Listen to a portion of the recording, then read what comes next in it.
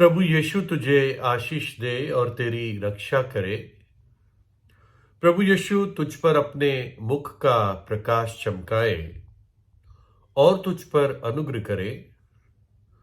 प्रभु यीशु अपना मुख तेरी ओर करे और तुझे शांति दे। बहुत वर्षों पहले की बात है कि एक वकील अपनी प्रैक्टिस करता था, लॉयर था, और उसके कई सारे ग्राहक थे ऑब्वियसली, लेकिन एक ग्राहक उसका अलग किस्म का व्यक्ति था, उसका क्लाइंट। और इस क्लाइंट का नाम तो हम नहीं जानते, लेकिन ये बहुत ही सच्चा, खरा, ईमानदार व्यक्ति था। और घटना हमें बताती है कि ये प्रभु यीशु का विश्वासी था। तो एक दिन यही ग्राहक वकील के पास आया था, वकील के दफ्तर में, और अब काम पूरा हो गया था, जो भी काम था, और ये जाने वाला था उस दफ्तर से। तो रुक कर उसने वकील से कहा कि मुझे तुमसे एक सवाल पूछना है, लेकिन अब तक मैं कायर रहा हूं। है ना, कायदे में तो वकील है जो सवाल पूछता है, लेकिन ये ग्राहक ने कहा कि मैं तुमसे एक सवाल पूछना चाहता हूं और अब तक मैं कायर रहा हूं, यानी मैं डर रहा था पूछने से। तो वकील ने कहा, मुझे नहीं लगता कि आप किसी चीज से डरते हो, आप तो मतलब एक हिम्मत वाले व्यक्ति दिखते हो। चलो बताओ क्या सवाल है। तो ग्राहक ने कहा कि मुझे ये बताओ, आपने प्रभु यीशु पे विश्वास क्यों नहीं किया। बड़ा अजीब सवाल था। तो वकील ने बस ऐसे एक निराशा में अपने सिर को लटकाया और कहा कि देखो, तुम तो मेरी कमजोरी जानते हो। शायद वर्षों से इनका वकील और ग्राहक का संबंध रहा था। तो वकील ने कहा, तुम तो मेरी कमजोरी को जानते हो। क्या ये सच नहीं है कि बाइबल में ये लिखा है कि शराबियों का परमेश्वर के राज्य में कोई भी हिस्सा नहीं है।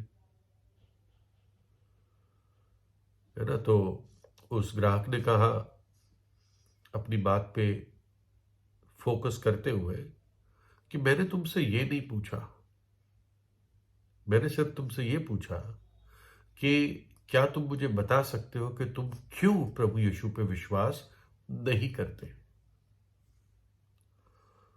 तो फिर वकील ने कहा, दरअसल बात यह है कि मुझे अब तक किसी ने बताया नहीं, मैं कैसे विश्वास करूं, कैसे मैं पहला कदम रखूं। तो फिर इस ग्राहक ने वकील से बातचीत की और थोड़े ही समय बाद दोनों ने एक साथ प्रार्थना की और परमेश्वर ने उस वकील की आत्मा को भी बचा लिया। और अद्भुत रीति से जो शराब की ताकत उस पर काम करती थी, जिस शराब के बंधन में वो बंधा था, प्रभु यीशु ने उसको आजाद किया। और इस वकील का नाम था C.I. स्कोफील्ड। और ये एक बाद में जाके बड़े पब्लिशर बने। इन्होंने बाइबल को इतना पढ़ा, इतना अध्ययन किया कि अपने उन्होंने जो नोट्स बगल में मार्जिन में लिखे बाइबल के, वो एक रेफरेंस बाइबल बन गई, जो स्कोफील्ड रेफरेंस बाइबल के नाम से जानी जाती है। इन्होंने बाइबल नहीं लिखी, बाइबल तो परमेश्वर के आत्मा ने करीब 40 भविष्यवक्ताओं के द्वारा 1500 वर्ष के पीरियड में प्रभु ने लिखी है। इन्होंने स्टडी करके क्रॉस रेफरेंसेस और अपने नोट्स मार्जिन में और नीचे जो जगह है उसमें लिखी, और ये एक मशहूर स्कोफील्ड रेफरेंस बाइबल बन गई। जब शुरुआत में मैंने प्रभु यीशु पर विश्वास किया तो मैं इसी बाइबल को रेफर करता था। और आज भी करता हूँ, लेकिन आज थोड़ा आईपैड का ज़माना ज़्यादा आ गया है तो इजी पड़ता है, लेकिन फिर भी ये बाइबल मेरे डेस्क पे रहती है।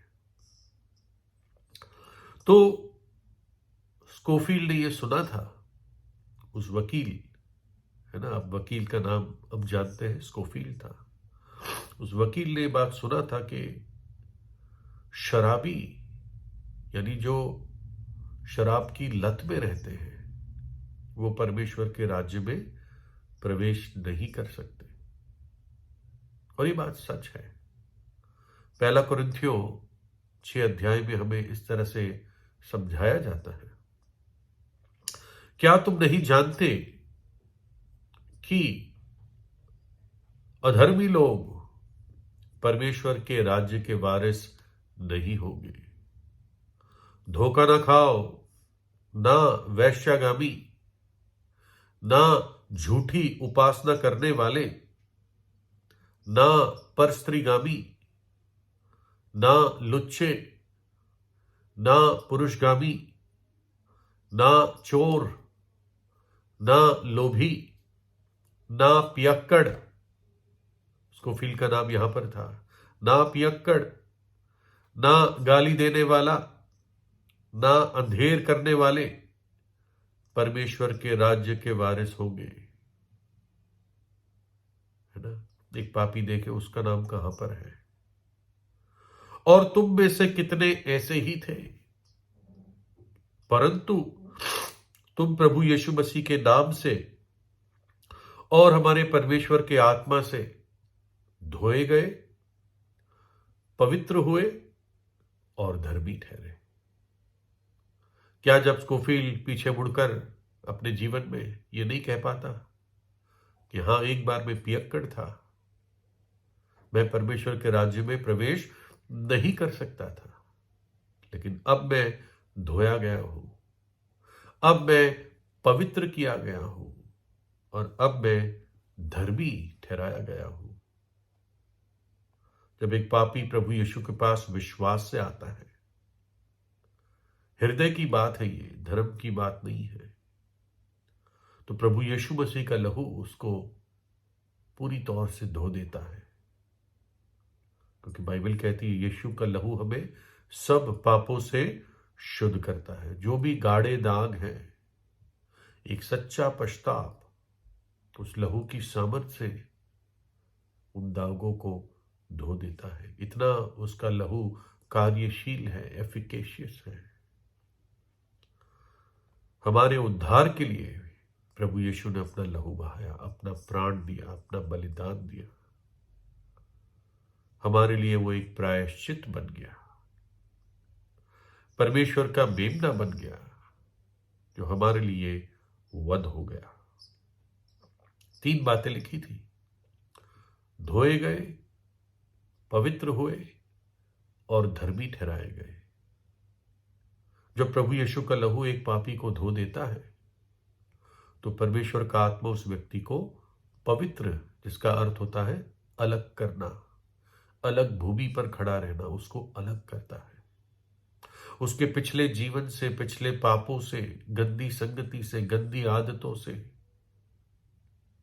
जो भी गंद उसके जीवन में पहले रहा है, जो भी पाप रहे हैं, जो भी ऐसे काम जिससे परमेश्वर का आत्मा शोकित होता है, उन कामों से उसको अलग किया जाता है और उसको एक पवित्र जीवन दिया जाता है। यह सिर्फ एक भेष नहीं होता दिखाने का, ये पवित्रता अंदर से आती है। तो पहले व्यक्ति धोया जाता है, फिर पवित्र किया जाता है और फिर उसको धर्मी ठहराया जाता है। परमेश्वर उसको कहता है, जा बेटे, जा बेटी, तेरे पाप क्षमा हुए। तेरे पापों की सजा मेरे पुत्र ने कलवरी के क्रूस पर उठा ली है। अब तुझ पर कोई सजा नहीं, अब तुझ पर कोई भी दंड की आज्ञा नहीं है। तू स्वतंत्र है, पवित्र जीवन बिताने के लिए तू स्वतंत्र है। पाप के बंधन से अब तू आजाद है। प्रभु यीशु जीवित है, वो मृतकों में से तीसरे दिन जी उठा और चाहे वो शराब के पाप की ताकत हो या कोई भी पाप की ताकत क्यों ना हो, प्रभु यीशु उसको भंग भंग करने के योग्य है, काबिल है और सामर्थी है। स्कोफील्ड जैसे व्यक्ति को भी प्रभु ने अपना सेवक बनाया। आज भी लोग उसको याद करते हैं, जो इस क्षेत्र के बारे में जानते हैं। तो इसलिए जो कोई यीशु के नाम को पुकारेगा वो बच जाएगा, उद्धार पाएगा। प्रभु यीशु आपको आशीष दे।